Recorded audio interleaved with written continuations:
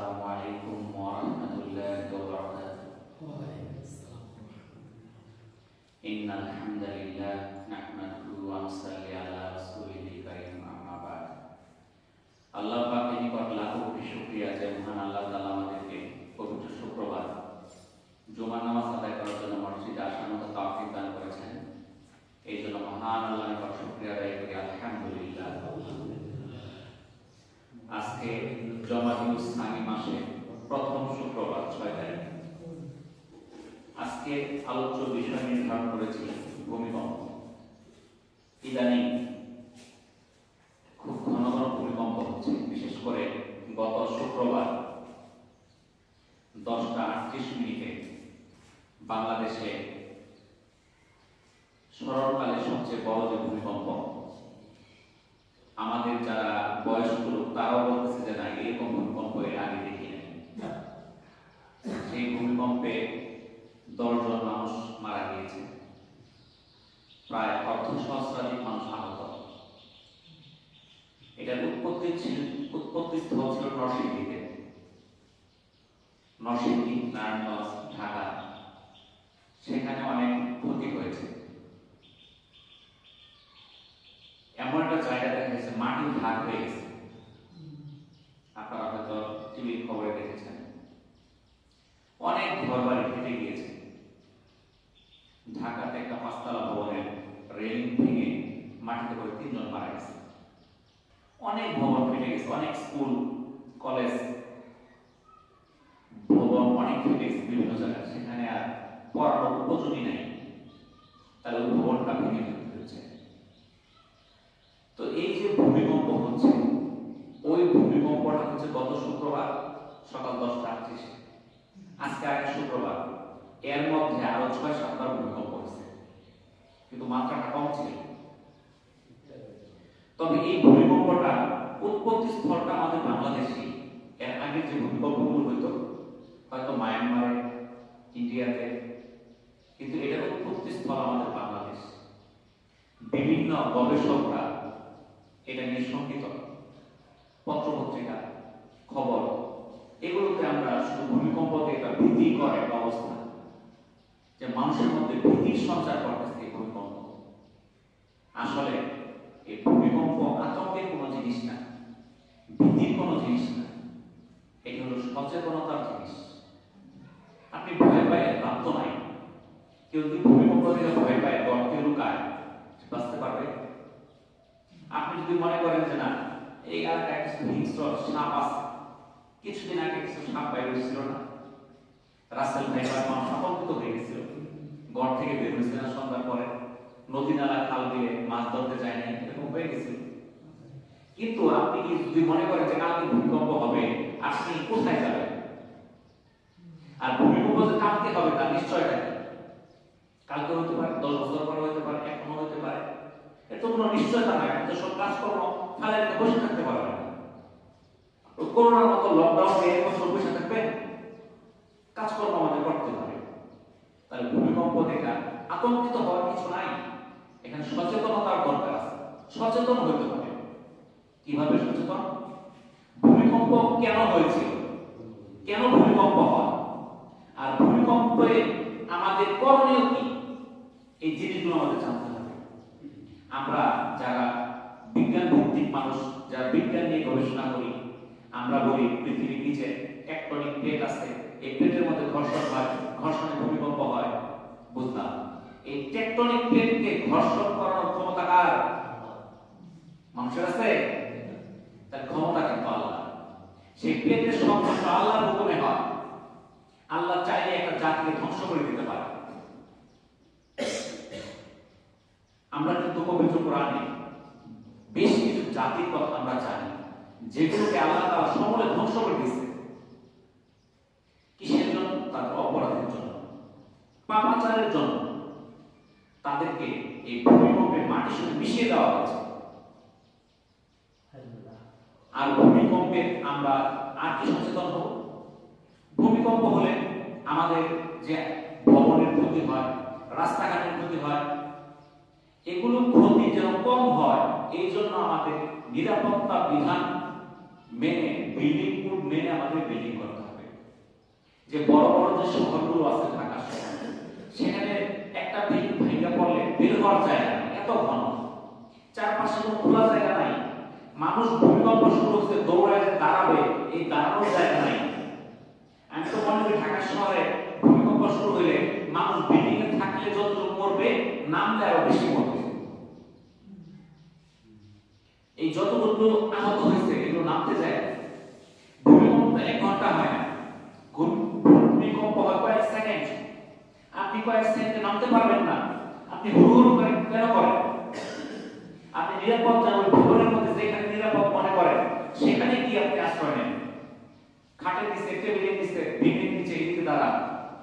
আপনি তাড়াহুড়ো করে নামবেন, নামার তো সময় পাবেন না। আর যদি নাইমার সামনে এসে দাঁড়াইছে, বিল্ডিং তো আপনার উপরেই পড়বে। জায়গা কই ঢাকা শহরে? কাঁচার বাড়িতে বিল্ডিং পড়ার জায়গা নেই, রাস্তার মধ্যে পড়বে, তাহলে বাইরে গেলেই লাভ নেই। তাহলে আমাদের নিরাপত্তামূলক বিল্ডিং কোড মেনে বিল্ডিং করতে হবে, যেন ভূমিকম্প হলে সেটা আমাদের ক্ষতির পরিমাণ কম হয়, সচেতন হতে হবে।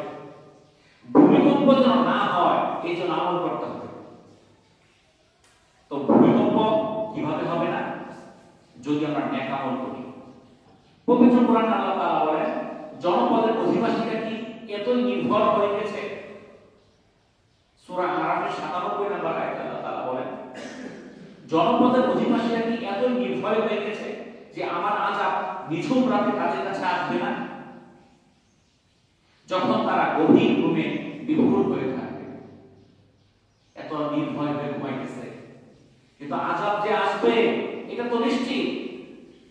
বান্দার অপরাধ ক্ষমা প্রসঙ্গে আল্লাহ তাআলা বলেন, যে বিপদ আপনি তোমাদের উপর আসুক না কেন তা তো তোমাদের নিজেদের হাতের কামাই, আর আল্লাহ তোমাদের অনেক অপরাধ ক্ষমা করে দেন। সূরা শুআরা 30 নম্বর আয়াত। এই যে বিপর্যয়গুলো আসে তো আমাদের হাতের কামাই, আমাদের হাতের দ্বারা, মুখের দ্বারা, কথার দ্বারা, কাজের দ্বারা যে অপকর্মগুলো হচ্ছে তার শাস্তি হচ্ছে ভূমিকম্প। প্রাকৃতিক বিপর্যয়, বন্যা, জলোচ্ছ্বাস, অতিবৃষ্টি, অনাবৃষ্টি, খরা। ভূমিকম্প সম্পর্কে রাসূলুল্লাহ সাল্লাল্লাহু আলাইহি সাল্লাম বলেন, এই উম্মত ভূমিকম্প, বিকৃতি এবং পাথর বর্ষণের মুখোমুখি হবে। একজন সাহাবী জিজ্ঞাসা করলেন, ইয়া রাসূলুল্লাহ, কখন সেটা হবে? আল্লাহ রাসূল বললেন, যখন গায়িকা এবং বাদ্যযন্ত্রের প্রকাশ ঘটবে এবং মদ পানে সয়লাব হয়ে যাবে। এই 3212 নম্বর হাদিস। তাহলে কখন ভূমিকম্প হবে, কখন বিকৃতি হবে, কখন পাথর বর্ষণ হবে, এই সম্পর্কে আল্লাহ রাসূল উত্তর দিলেন, যখন গায়িকা বাদ্যযন্ত্র প্রচার প্রসার বেড়ে যাবে। এখন গায়িকার অভাব আছে? আগের যুগে গায়িকার নাম আপনারা বলতে পারছেন, বাংলাদেশে 4-5টা গায়িকা আছে। এখন যে কত লক্ষ আছে, কয়টার নাম মনে রাখবেন? মোবাইল খুললে গায়িকার অভাব নাই, ফেসবুক, ইউটিউব, কত গায়িকা, হিসাব ছাড়া। বাদ্যযন্ত্রের অভাব নাই, কত রকম বাদ্যযন্ত্র বের হয়েছে। আগে একতারা দুইটা আছে, কত যন্ত্রপাতি বের হয়েছে, হিসাব আছে? মদ্যপানে সয়লাব হয়ে যাবে। তো মদ্যপান মাদক দ্রব্য এখন কত নামে মানুষ খেয়েছে, ইয়াবা, ফেন্সিডিল, গাঁজা, কত নাম, সয়লাব হয়ে গেছে।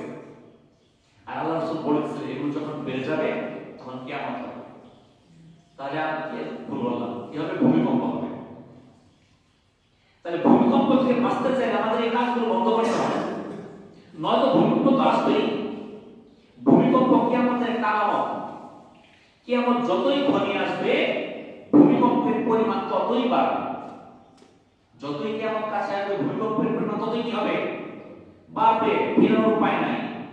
আবু ইয়ামান রাহিমাহুল্লাহ আবু হুরায়রা রাদিয়াল্লাহু তাআলা আনহু থেকে বর্ণিত, তিনি বলেন, নবী করিম সাল্লাল্লাহু আলাইহি সাল্লাম বলেছেন, কিয়ামত কায়েম হবে না যে পর্যন্ত না ইলম উঠিয়ে নেওয়া হবে, অধিক পরিমাণ ভূমিকম্প হবে, সময় সংকুচিত হয়ে আসবে, ফিতনা প্রকাশ পাবে, হারাস বৃদ্ধি পাবে। হারাস কি? খুন খারাপ। তোমাদের সম্পর্ক এত বৃদ্ধি পাবে যে উপচে পড়বে। এটা সহিহ বুখারী 982 নম্বর হাদিস। বুখারীর হাদিস। কিয়ামতের আগে এই কাজগুলো না হওয়া পর্যন্ত কিয়ামত হবেই না। এই এক নাম্বার হইল এলেম উঠিয়ে নেওয়া হবে। আজকে এলেমওয়ালা মানুষের পরিমাণ খুবই কম। সাধারণ মানুষ যারা অনেকেই আছে এমএ পাস করে ফেলছে, মাস্টার্স পাস করে ফেলছে, সূরা ফাতিহাটা শুদ্ধভাবে পড়তে পারে না, 2 রাকাত নামাজ কিভাবে পড়তে হয় এটা সঠিকভাবে জানে না। তার বাবা মারা গেলে বাবার জন্য কি দোয়াটা করবে এটাও জানে না। আজকে জানাজা নামাজ যান, নিয়ত শিখাইতে হয় নামাজ শুরু করার আগে, কি কর বলে দেয় এইভাবে নিয়ত করতে হয়। নামাজের মধ্যে দোয়া আছে, এটা কার শিখাবো? নিয়ত তো মনে মনে করলেই চলে, দোয়াটা তো করতে হবে, দোয়াই তো পারে না, তাহলে সে কি দোয়া করবে? তার পিতার জন্য কি পাঠাবে? তাহলে 1 নাম্বার কিয়ামতের লক্ষণ হচ্ছে, আলামত হচ্ছে কি? এলেম উঠিয়ে না হবে। 2 নাম্বার ভূমিকম্প হবে, সময় সংকুচিত হয়ে যাবে, দ্রুত সময় চলে যাবে, ফিতনা বৃদ্ধি পাবে, হারাস বৃদ্ধি পাবে, খুব খারাপ বৃদ্ধি পাবে, মানুষ কাম না করার মানুষকে মেরে ফেলবে, সম্পদ এতই বৃদ্ধি পাবে, সম্পদ কমছে পড়বে। এখন সম্পদ দেখেন, চারদিকে সম্পদ আর সম্পদ, খাদ্যের অভাব নাই। আগে একজন ফকির বাড়ি বাড়ি ঘুরতো খাবারের জন্য, কাজের জন্য, খাবারের জন্য কাজ করতো। এখন কি খাবারের জন্য কাজের লোক পাওয়া যাবে? বেতন দিয়ে পাওয়া যায় না। ভূমিকম্পের যে কারণগুলো, এই সম্পর্কে আল্লাহ রাসূল সাল্লাল্লাহু আলাইহি সাল্লাম বলেন, যখন অবৈধ উপায়ে সম্পদ উপার্জিত হবে, কাউকে বিশ্বাস করে সম্পদ গচ্ছিত করলে তা আত্মসাৎ করবে, যাকাতকে মনে করা হবে জরিমানা স্বরূপ, ধর্মীয় শিক্ষা ছাড়া বিদ্যা অর্জন করা হবে, পুরুষ তার স্ত্রীর বাধ্যগত হয়ে মায়ের সাথে বিরূপ আচরণ করবে, বন্ধুকে কাছে টেনে বাবাকে দূরে সরিয়ে দিবে, মসজিদে শোরগোল হবে, সবচেয়ে দুর্বল ব্যক্তি সমাজের শাসক হবে। সেই সময় তো অপেক্ষা করো রক্তিম বর্ণের ঝড়ে, ভূমিকম্পে, ভূমিধসে, লিঙ্গ পরিবর্তন, পাথর বৃষ্টি, শুধু ছেঁড়া দানার মতো একটির পর একটি নিদর্শনের জন্য অপেক্ষা করো। তিরমিজি 1447 নাম্বার হাদিস।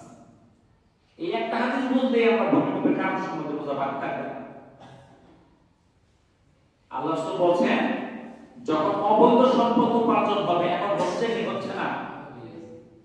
কালকে ছিল রাস্তার ফকির, আজকে সে 5 লাখ টাকা মর্সেডিজ কিনে নেয়, সে বিশাল বিল্ডিং করে ফেলে, 2 দিনে কোটিপতি হয়ে যায়, হয়ে যাচ্ছে না? দেখতেছেন না? কালকে আপনাদের বাড়িতে কাজ করতো, এখন সে বিল্ডিং এর মালিক, টাকার মালিক, গাড়ির মালিক, বাড়ির মালিক, হঠাৎ করে হয়ে যাচ্ছে। এটা কি আসমান থেকে ছেড়ে দিচ্ছে নাকি? হালাল পন্থায় এত সহজে ধনী হওয়া যায় না, সময় লাগে, পরিশ্রম লাগে। মুহূর্তের মধ্যে ধনী হয়ে যাচ্ছে কিসের উপায়ে? অবৈধ উপায়ে সম্পদ উপার্জনের কারণে। আপনি কাউকে বিশ্বাস করে কিছু রাখবেন, ফেরত পাবেন। জাকাত চাইলে মনে হয় জরিমানা ধরতেছে। এখন কয়টা মানুষ জাকাতে হিসাব করে? জাকাত হচ্ছে 5-10 টাকা পড়লে তো শেষ, আর জাকাত হচ্ছে 1 লক্ষ টাকা দিল 5 লাখ, হিসাবই করে না। বিদ্যা অর্জন হবে ধর্মীয় জ্ঞান ছাড়া। আপনার থেকে বাংলাদেশে লক্ষ লক্ষ প্রাইমারি স্কুল আছে, ধর্মীয় শিক্ষক আছে নাই? তাহলে কি ধর্ম ছাড়া শিক্ষা হচ্ছে? ধর্মকে অপশনাল করে দেওয়া হচ্ছে, মানে নিলেও চলে, না নিলেও চলে, নাম্বার পাইলেও ফেল, পাইলেও পাস, না পাইলেও পাস। আপনি ইন্টারমিডিয়েট একটা স্টুডেন্ট যদি সে পরে আসছে, সে ইসলামকে কম্পালসারি নিতে পারবে না, নেওয়ার বিধানই নাই, অপশনাল, মানে পড়লেও চলে, না পড়লেও চলে। তাকে কত মূল্যায়ন করা হচ্ছে। বাংলা কম্পালসারি আবশ্যিক বিষয়, আইসিটি আবশ্যিক বিষয়, ইংরেজি আবশ্যিক বিষয়। ইসলাম শিক্ষাকে বানানো হয়েছে আবশ্যিক না ঐচ্ছিক না, একটা অপশনাল বিষয়, গুরুত্বহীন বিষয়। তাহলে আল্লাহ রাসূলের কথা কি মিলল যে ধর্মীয় শিক্ষা ছাড়া বিদ্যা অর্জন হবে? কথা সত্য না? এখন হয়েছে না? ধর্ম নাই। পুরুষ তার স্ত্রীর বাধ্যগত হবে মার সাথে বিরূপ আচরণ করবে। হইতেছে কি হইতেছে না বলেন? বন্ধুকে কাছে টানবে, বন্ধুর কথা উঠে বসে, বাবার কথা শুনে না, কথা সত্য না মিথ্যা? মসজিদের শোরগোল, আলোচনা, বইগুল্লাহ হয়। দুর্বল ব্যক্তি যারা, এরা হয়ে যাবে শাসক। তখন তোমরা সাবধান হয়ে থাকো, রক্তিম বর্ণের ঝড়, ভূমিকম্পের ভূমিধসে, লিঙ্গ পরিবর্তন, পাথর বৃষ্টি, একটার পর একটা আসতেই থাকবে। তাহলে আমরা সেটা থেকে বাঁচতে চাইলে আমাদের কি করতে হবে? অবৈধ উপার্জন বন্ধ করতে হবে। আমাদের খেয়ানত করা যাবে না, যাকাত দিতে হবে, ধর্মীয় জ্ঞান অর্জন করতে হবে, বাবা মার কথা মানতে হবে। তাহলে তো আমাদের কাছে এই যে বিপদগুলো এগুলো আসবে না। আর যদি করি, এই কাজগুলোই করি, বিপদ আসবে, এটা আল্লাহ রাসূল বলে দিয়েছে, কিন্তু আমরা সতর্ক হই না। পবিত্র কোরআনে আল্লাহ তাআলা এই যে আল্লাহর নির্দেশিত পথ সেটা অনুসরণ না করলে কি হবে এই সম্বন্ধে বিভিন্ন জাতির ইতিহাস বর্ণনা করে দিয়েছে। কেন বর্ণনা করছে? আগের জাতি ধ্বংস হয়েছে কেন বর্ণনা করলো? বর্ণনা এই জন্য করছে যেন আমরা সেটা থেকে সতর্ক হয়ে যাই, আমরা যেন ওই কাজ না করি। কিন্তু আজকে দেখা যায় যেই কারণে আগের জাতিটা ধ্বংস হয়েছে আমরা ওই কাজ করতেছি। ওই কাজকে প্রমোট করার জন্য ইহুদি নাসারা চারদিকে লেগে আছে। এরকম বেশ কয়েকটা জাতির কথা কোরআনে বর্ণিত আছে। জুমার দিন সংক্ষিপ্ত আলোচনা আমি সবগুলো শেষ করতে পারবো না, যে কয়টা নির্ধারিত টাইমের মধ্যে শেষ হয় এই কয়টা আলোচনা করার চেষ্টা করবো ইনশাআল্লাহ। আপনারা জানেন লূত আলাইহিস সালামের যে কওম ছিল, সামুদ জাতি ছিল, তারা ধ্বংস হয়েছিল। ভূমিকম্পে মাটির সঙ্গে মিশিয়ে দেওয়া হয়েছিল। কি কারণে? তারা বিকৃত পাপাচারে লিপ্ত হয়ে গেছিল। ইরাক এবং ফিলিস্তিন এর মধ্যবর্তী একটা জাতি, যেখানে এই সামুদ জাতির অবস্থান ছিল, সেই শহরের নাম ছিল সাদুম নগরী। এই সাদুম নগরী ছিল সবুজ শ্যামল নগরী। এখানে পর্যাপ্ত পানি ছিল, ভূমি ছিল অত্যন্ত উর্বর, শস্যে ভরপুর। এই প্রাচুর্যময় জীবনযাত্রা বেপরোয়া করে তোলে তাদেরকে। শুধু তাই নয়, পৃথিবীতে তাদের মধ্যে সর্বপ্রথম সমকামিতার প্রবণতা দেখা যায়, যে ইসলামের দৃষ্টিতে নিষিদ্ধ, হারাম। সমকামিতা কি?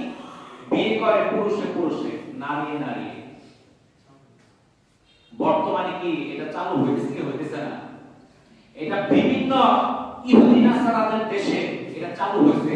আমাদের দেশে চালু করার জন্য তারা আন্দোলন করতেছে। এটা বিভিন্ন সংসদে বৈধতা দিতেছে। পুরুষে পুরুষে বিয়ে, স্ত্রী নারী নারী বিয়ে, এটাকে বিভিন্ন সংসদ বৈধতা দিতেছে। তার এই কর্মের জন্য লূত আলাইহিস সালামের যে কওম ছিল সামুদ জাতি, তাদেরকে মাটিতে মিশিয়ে দেওয়া হয়েছিল। কিন্তু আজকে আমাদের মধ্যে কেউ কেউ এটাতে আবার যুক্ত হয়েছে।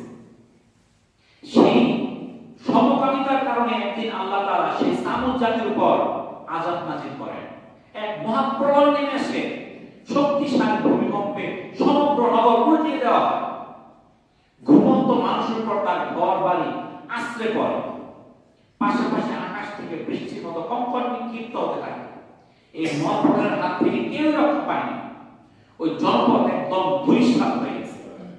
আপনি আমি যদি মনে করি যে না, আমি তো করি না, যখন আমার গজব আসবে আমাকে বাচ্চা আসবে না, আমাকে বাদ দিয়ে আসবে না, ভালো মন্দ সব মিশে যাবে। তাহলে এই যে লূত আলাইহিস সালামের যে কাম যারা ছিল, কওম ছিল, সেই কওমকে যেই কারণে ধ্বংস করে দেওয়া হয়েছে, সেই কারণে পৃথিবীতে আছে কি নাই, তাহলে সেটাকে বিলুপ্ত করতে হবে না। আপনারা জানেন সালেহ আলাইহিস সালামের সামুদ জাতি, এটাও কোরআনে বর্ণিত আছে। একটা হলো লূত আলাইহিস সালামের সামুদ জাতি, এরা ধ্বংস হয়ে গেছে। দুই নাম্বার সালেহ আলাইহিস সালামের সামুদ জাতি, এরাও ধ্বংস হয়ে গেছে। এদের শিল্প সংস্কৃতি বিশ্বের মধ্যে সেরা ছিল, অপ্রতিদ্বন্দ্বী ছিল, তারা সমৃদ্ধ একটা জাতি ছিল। এদের জীবনযাত্রা আয়েশের মান এত উচ্চ শিখরে পৌঁছেছিল, কিন্তু মানবতা নৈতিকতা একদম নিম্নগামী ছিল। এরা উন্মুক্ত বিশাল বিশাল পাথরের পাহাড়কে কারুকার্য করে তারা প্রাসাদ তৈরি করত। অপরদিকে তারা কুফর, শিরক, অপরদিকে তারা কি ছড়াইতো? কুফর, শিরক, পৌত্তলিকতার প্রসার ঘটাইত। অন্যায় এবং অবিচারে জর্জরিত করে তারা ছিল। সমাজের চরিত্রহীন লোকেরা নেতৃত্ব দিত। এখন আছে কি নাই? হযরত সালেহ আলাইহিস সালাম সেই সত্যের দাওয়াত ছিলেন। সালেহ আলাইহিস সালাম তাদেরকে সত্যের পথে দাওয়াত দিয়েছিলেন। তাতে নিম্ন শ্রেণীর লোকেরা, গরিব লোকেরা সাড়া দিয়েছিল। কিন্তু যারা ধনী লোক, ওরা কার কথা শুনে? সম্পদের অভাব নাই, টাকার অভাব নাই, বিত্ত বৈভবের অভাব নাই। হিজর ছিল সামুদ জাতির কেন্দ্রীয় আবাসস্থল। তাদের যে সেন্টার, রাজধানী ছিল হিজর। এই ধ্বংসাবশেষ মদিনার উত্তর পশ্চিমে অবস্থিত। মদিনা থেকে উত্তর পশ্চিমে, বর্তমানে আল-কুলা থেকে কয়েক মাইল ব্যবধানে। মদিনা থেকে একটা দূরবর্তী জায়গার নাম হলো আল-কুলা।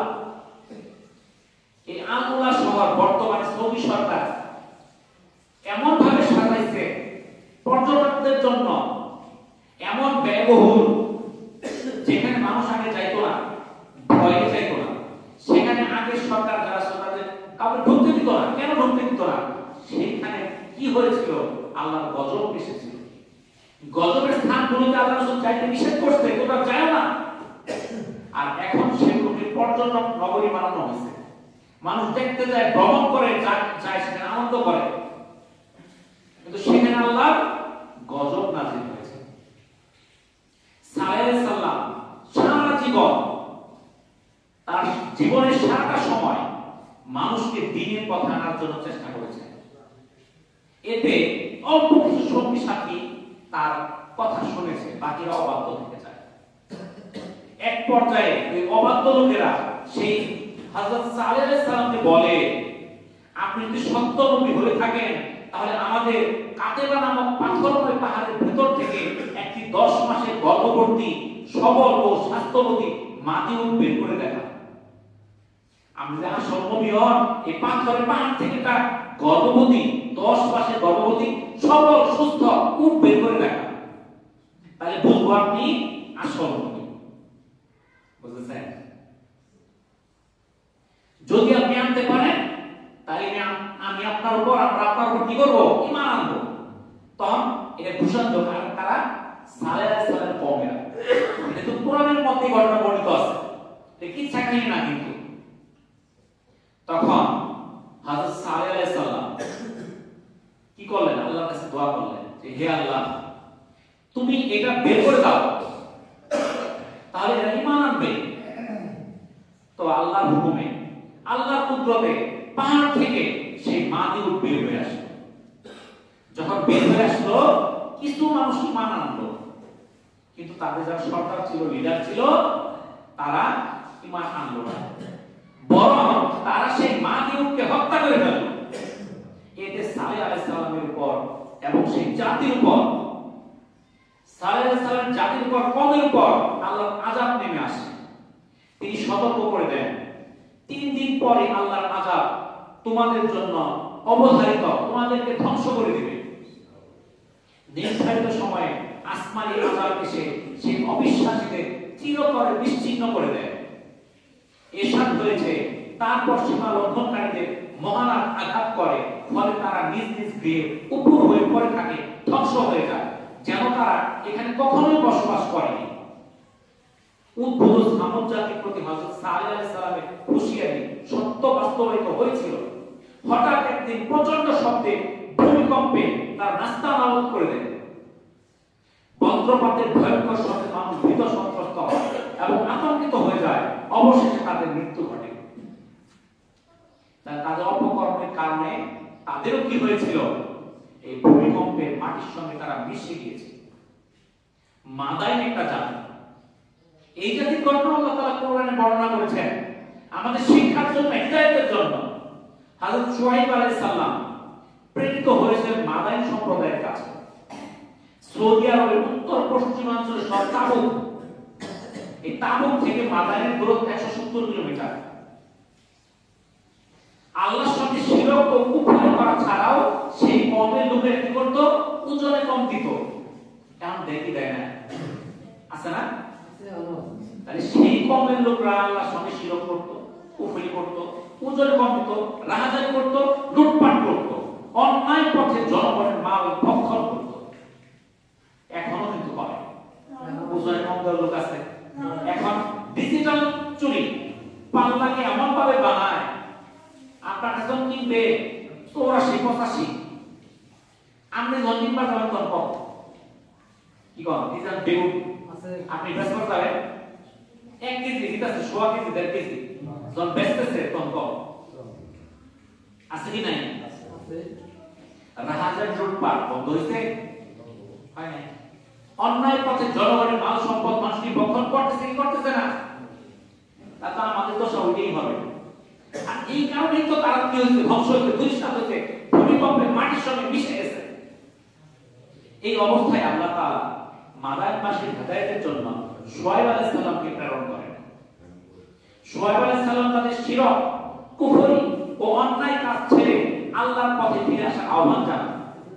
তাদের এই প্রতিশ্রুতি দেন যে তারা যদি অন্ধকার ছেড়ে ঈমানের দিকে, আলোর দিকে প্রত্যাবর্তন করে তাহলে আল্লাহ রাব্বুল আলামিন তাদেরকে অসংখ্য নিয়ামতের ভরপুর করে দিবেন, তাদের সুপ্রশস্ত রিজিক দান করবেন।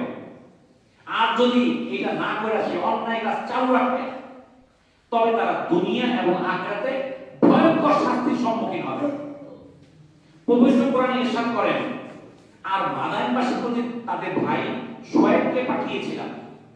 সে বলল, হে আমার সম্প্রদায়, আল্লাহর ইবাদত করো, তিনি ছাড়া তোমাদের আর কোনো উপাস্য নাই। আর মাপে ওজনে কম দিও না। আজ আমি তোমাদের সমৃদ্ধশালী অবস্থায় দেখছি, কিন্তু আমি তোমাদের ব্যাপারে সর্বগ্রাসী দিনের শাস্তি ভয় করছি। সূরা হুদের 84 নম্বর আয়াতে আল্লাহ এই কথা স্পষ্ট বলে দেন। তাদেরকে সেই মাদায়ানবাসীদেরকে তারা শুআয়ব আলাইহিস সালামের কথা অমান্য করলো, তারা তাকে মিথ্যা প্রতিপন্ন করলো। ফলে মাদায়ানবাসীর জন্য আল্লাহ শাস্তি নির্ধারিত করেন। পবিত্র কোরআনে এই সম্পর্কে বলা হয়েছে, আইকাবাসী রাসূলগণকে অস্বীকার করেছিল। যখন শুআয়ব বলল, তোমরা কি সাবধান হবে না? আমি তোমাদের জন্য একজন বিশ্বস্ত রাসূল, সুতরাং তোমরা আল্লাহকে ভয় করো এবং আমার আনুগত্য করো। আমি তোমাদের কাছে এই জন্য কোনো প্রতিদান চাই না। আমার পুরস্কার তো জগৎগুলোর পরিচালক আল্লাহর কাছে আছে। মাপে পূর্ণ মাত্রায় দেবে, আর মাপে ঘাটতি করে তোমরা তাদের অন্তর্ভুক্ত হলো না। এবং ওজন করবে সঠিক তারিখ আল্লাহ। লোকদের তাদের প্রাপ্য বস্তু কম দিবে না। পৃথিবীতে বিপর্যয় ঘটবে না। ভয় করো তাকে, যিনি তোমাদের এবং তোমাদের আগে যারা গত হয়েছে তাদের সৃষ্টি করেছেন। তারা বলল, তুমি তো জাদুগ্রস্তদের অন্তর্ভুক্ত, তুমি তো আমাদের মতো মানুষ। আমরা মনে করি তুমি মিথ্যাবাদীদের অন্তর্ভুক্ত। কাকে বলতেছে? হযরত শুআয়ব আলাইহিস সালামকে ওর কওমেরা বলতেছে। ওর কওমেরা বলতেছে, তুমি যদি সত্যবাদী হও তবে আকাশের এক খণ্ড মেঘ আমাদের উপর ফেলে দাও। কি বলতেছে? তুমি যদি সত্যবাদী হও, নবী বলতেছে আকাশের এক খণ্ড মেঘ আমাদের উপর ফেলে দাও। সে বলল, আমার প্রতিপালক ভালো জানেন, তোমরা যা করো। অতঃপর তাকে প্রত্যাখ্যান করলো। পরে তাদের মেঘাচ্ছন্ন দিনের শাস্তি গ্রাস করলো। এটা ছিল ভীষণ দিনের শাস্তি। সূরা শুআরা 176 থেকে 189 নম্বর আয়াতের অর্থটা বলা। অর্থাৎ তারা কি করছে? আযাব বাইতে নিয়েছে। তো ভাবাই দেখতে পর ঠিকই কিন্তু তাদের উপর আসছে। আজ জাতি এরা বিশাল উন্নত ছিল, শিল্পকর্মে ছিল জগৎ সেরা, সুরম্য অট্টালিকা ছিল তাদের, বিশাল বিশাল বাগান ছিল। তাদের তৈরি ইরানের মতো অনেক সুন্দর শহর পৃথিবীর আর কোথাও ছিল না। তার অঙ্কন শিল্পে ছিল দক্ষ। তাদের শিল্প অনেক সারা পৃথিবীর মধ্যে সমান কি ছিল, মানুষ প্রশংসিত ছিল। কিন্তু এটার কারণে সেই আদরা আল্লাহকে ভুলে গেল। তারা বলতে থাকলো তাদের যোগ্যতা, দক্ষতা এটা তারা করতে পারছে। তারা স্রষ্টাকে অস্বীকার করলো, তারা আল্লাহকে ভুলে গেল, তার অহংকারী হয়ে উঠল, সত্যিকারের পথ থেকে বিচ্যুত হয়ে পড়ল। আর সেই আদ জাতিকে সতর্ক করার জন্য আল্লাহ তাআলা হযরত হুদ আলাইহিস সালামকে প্রেরণ করলেন। কোন নবী পাঠালেন? হযরত হুদ আলাইহিস সালাম। এই হুদ আলাইহিস সালাম তার কওমকে সতর্ক করলো যে এক আল্লাহর ইবাদত করো, আল্লাহ তাআলা আদেশ নিষেধ মেনে চলো। বরং এটা তারা না মাইনা সেই আদ জাতিরা সে কি করলো? ওই আগের যে কওমরা যে কাজ করতে ওইটাই করলো। তারা নবীর বিরুদ্ধাচরণ করলো, নবীর কথা শুনলো না। এটা দেখা গেল প্রচন্ড খরা। এত খরা 3 সুখের মধ্যে কাটলো, কিন্তু তাদের স্বভাব চরিত্রে কোনো পরিবর্তন হলো না। শুরু হলো বিশাল ঝড়। এই ঝড় 7 দিন 8 রাত চলল, ফলে গোটা 8 এলাকা ধ্বংসস্তূপে পরিণত হলো। আল্লাহর রহমতে হযরত হুদ আলাইহিস সালাম এবং তার অনুসারীরা রক্ষা পেল। তাহলে এই যে যারা আল্লাহর হুকুমগুলোকে মানবে না, তাদের এইভাবে ধ্বংস অনিবার্য।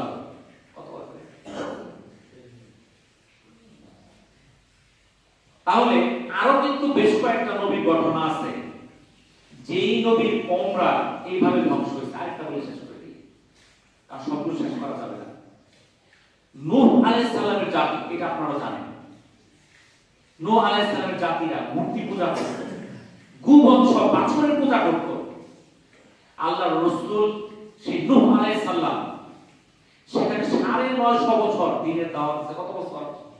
950 বছর। এই নূহ আলাইহিস সালামের দাওয়াতকে তারা তাচ্ছিল্যভাবে প্রত্যাখ্যান করেছিল। তারা তাকে বলেছিল, হে নূহ, যদি তুমি বিরত না হও তবে পাথরকে তোমার মস্তিষ্ক চূর্ণ বিচূর্ণ করে দেব। বহু চেষ্টায়ও হযরত নূহ আলাইহিস সালাম তাদেরকে আল্লাহর পথে আনতে পারেন নাই।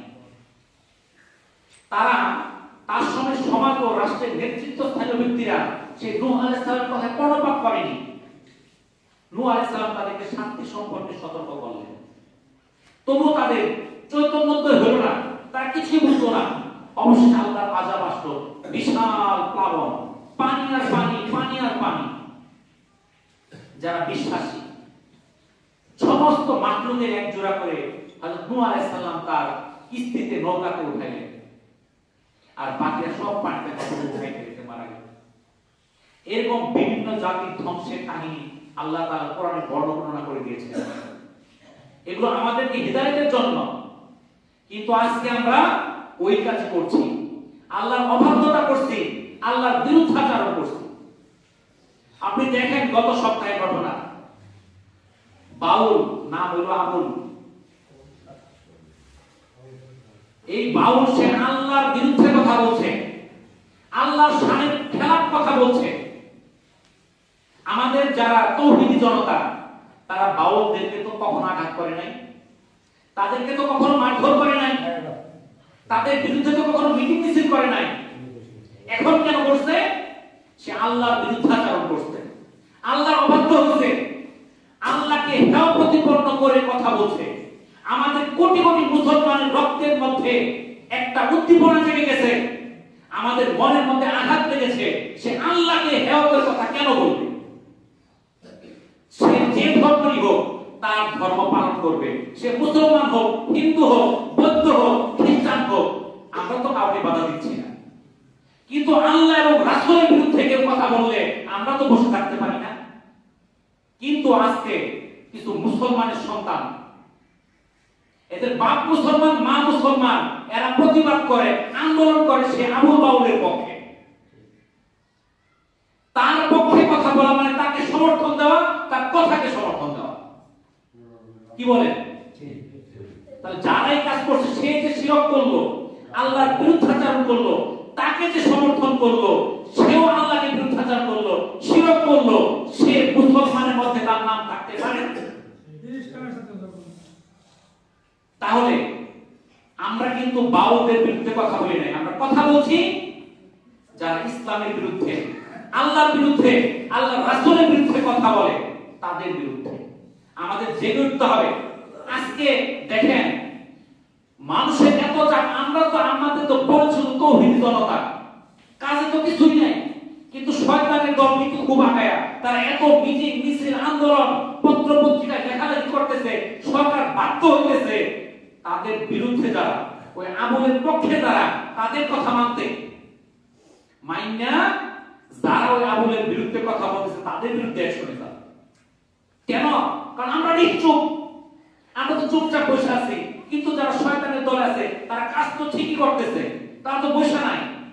তাহলে আপনি আমি বসে থাকার অর্থ হলো, নীরব থাকার অর্থ হলো সেটাকে সমর্থন দেওয়া। আমাদের মধ্যে কিছু আলেম সমাজও আছে এর বিরুদ্ধে কথা বলে না, বললে পদ থাকবে না, পদ পদবি পাবে না, এই পদ পদবি পাওয়ার আশায় সে মৌনভাবে সেটাকে সম্মতি দিতেছে। চলো নাউজুবিল্লাহ। তাহলে কিসের আমি মুমিন হইলাম? আমার পদের জন্য আল্লাহর বিরুদ্ধে কথা বলে, আল্লাহর শানের বিরুদ্ধে কথা বলে, আমার মুখ দিয়ে কথা বের হয় না? কি মুসলমান আপনার দাড়ি টুপি থাকার মতলবটা কি? আপনি আল্লাহকে না মানেন, দাড়ি টুপির মর্যাদা আছে নাকি? তাহলে আমাদেরকে সাবধান হতে হবে। আমাদের ঈমানকে টাকার বিনিময়ে কিনে নিতেছে। আমরা এত লোভী হয়ে পড়ছি, আমাদের ঈমানের মূল্য না, আমাদের টাকার মূল্য, আমাদের পদের মূল্য, পদবীর মূল্য। এটা থেকে বের হতে না পারলে ইসলাম, মুসলমান কখনো সোজা শক্ত হয়ে দাঁড়াতে পারবে না। পরের কথায় উঠতে হবে, পরের কথায় বসতে হবে। আর এই কাজগুলো যদি আমরা করতে থাকি, এই আজ জাতি, সামুদ জাতি, এদের মতো আমাদের উপর ধ্বংস আসবে। এই সেই ধ্বংসের জন্য আমাদের প্রস্তুত থাকতে হবে।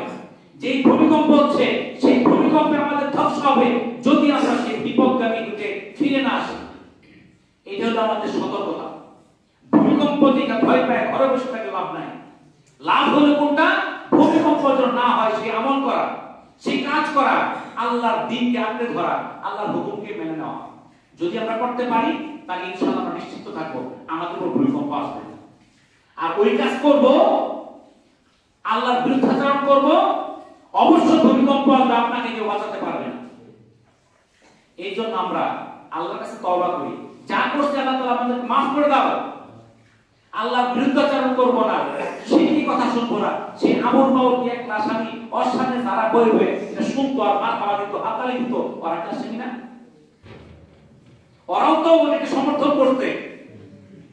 আমরা যে এই সকল মন্দ কাজে সমর্থন না যোগাই। আল্লাহ তাআলা আমাদেরকে হেফাজত করুন। ওয়া আখিরু দাওয়ানা আলহামদুলিল্লাহি রাব্বিল আলামিন। আসসালামু আলাইকুম ওয়া রাহমাতুল্লাহি ওয়া বারাকাতুহু।